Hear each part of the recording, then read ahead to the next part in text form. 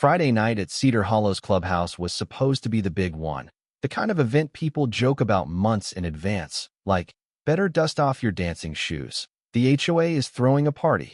The whole place glowed like a cheesecake factory, every chandelier on full blast, every table dressed up, everyone in their neighborhood best, and the DJ halfway through a yacht rock playlist that had even the grumpy folks humming along. Then, in the middle of a toast, the lights died, gone. Just dark.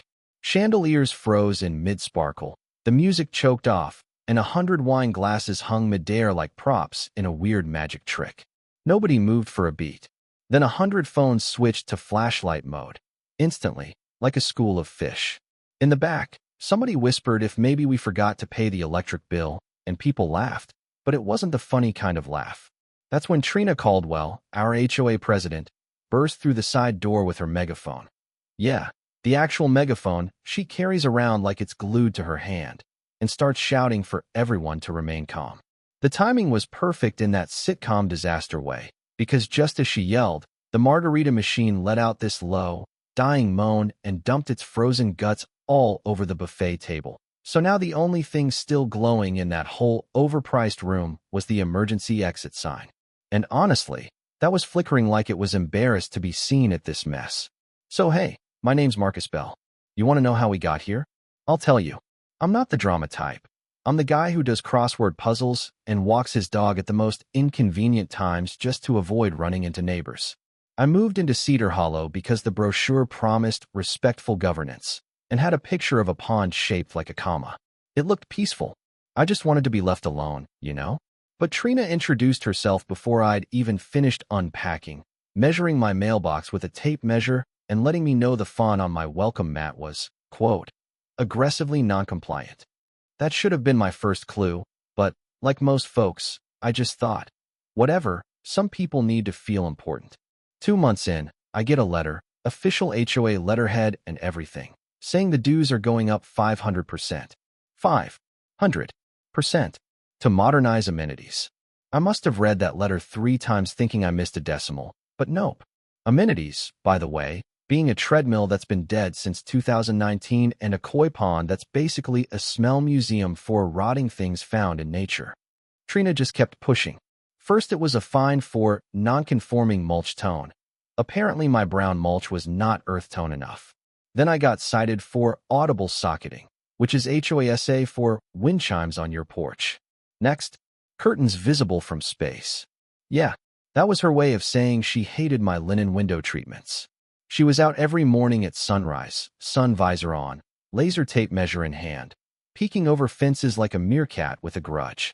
The neighborhood app became her personal newsletter. She'd post rants about how certain residents were resisting progress and that the dues increase was all thanks to selfishness.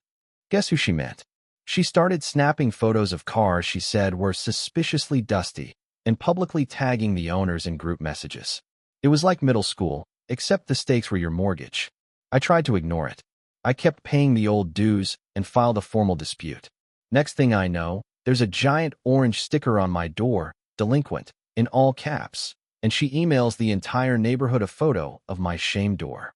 At a special meeting to ratify the dues hike, she shows up with 2 proxy votes, both signed in purple glitter pen, with signatures that look like she just wrote them with her left hand. When people asked about it, she declared we had quorum and that this was an emergency modernization that couldn't wait. I finally stood up, literally, like, in front of everyone, and said, okay, show us the budget. She hands me a pie chart. Half of it is labeled visioning. No explanation. That's when I got serious. I filed a formal records request under state law. She replied, records are only available to compliant members. Then she threatened to place a lien on my house if I didn't cough up the new dues. And here's where her ego finally did her in. In the same email, she bragged, the clubhouse runs entirely on my leadership and vision.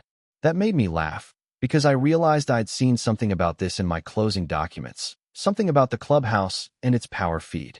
See, I keep everything, scanned, sorted, saved. So I go digging through the paperwork from when I bought my corner lot, and there it is, in black and white.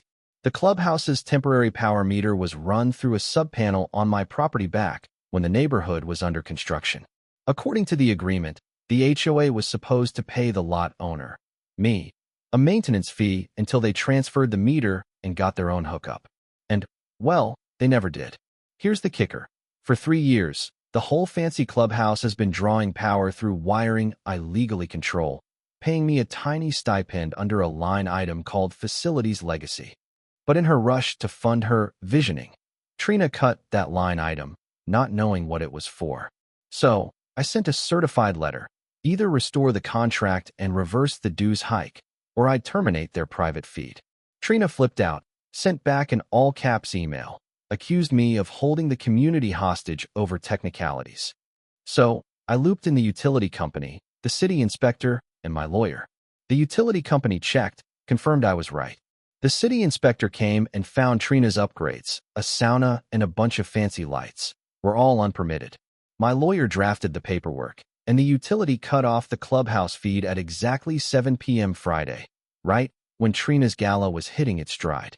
That's the moment when the lights died, the margarita machine croaked, and Trina's perfect party went full Titanic. She jumped up on a chair, megaphone in one hand, candle in the other, trying to rally the crowd. Then the fire alarm started going off, set off by the heat from the sterno cans that weren't even supposed to be inside. As if on cue, the health inspector, who may or may not have been tipped off by yours truly, walked in, took one look, and shut down the whole buffet for safety violations. People were getting hangry, and that's when the real twist hit. The board treasurer, usually so quiet, always letting Trina run the show, stood up and demanded to know why the clubhouse utility bill was under my address. The utility rep, hard hat and all, explained to everyone that the HOA had never finished the transfer, and that the visioning sauna was hooked up illegally. People were stunned.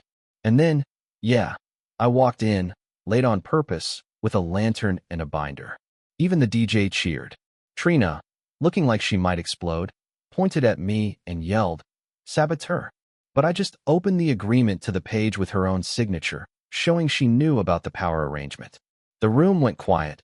Then everyone started talking at once, some angry, some laughing.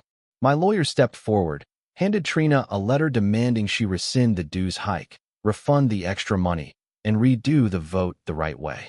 The health inspector slapped a red stop work order on the sound door and announced the place was closed for code violations. Within a week, we held an emergency board meeting by lantern light because the clubhouse was still in the dark. I labeled all the lanterns property of Marcus, just for fun. The board voted unanimously.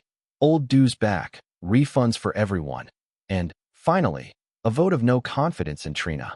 She was removed, just like that. The utility installed a real meter after the HOA paid every last permit and fine, and the insurance company, spooked by the chaos, ordered the whole board into governance training and an independent audit. And Trina? She was fined $8,000, banned from common areas after dark for a year, and assigned to manage the lost and found box at the community pool for 100 hours as community service. When the judge read the penalties, she turned so many shades of red you'd think she was a malfunctioning traffic light. Then, just before leaving, she muttered that the whole thing was unconstitutional, which made half the room laugh and the other half just shake their heads. Thing is, after all that, Cedar Hollow finally started to feel like the place I thought I'd bought into. Neighbors actually talked to each other, sometimes to gossip about Trina, sure, but mostly about how to keep things honest. And yeah, I'll admit, sometimes I catch myself watching the new board a little too closely. But, hey, can you blame me? You know what? Here's the real kicker. The night after the big showdown, someone snuck out and spelled visioning in pink pool noodles on the pond. Nobody ever confessed. And that's Cedar Hollow. Still weird, still stubborn, but at least now, the lights stay on for all the right reasons. So what do you think? Did I do the right thing? Was it justice or just petty payback? Tell me below. Whose side are you on when it comes to HOAs, neighborhood power trips, and fighting back when the system goes off the rails? Drop your stories, your opinions, your wildest HOA drama, because I've got a feeling this debate isn't over yet.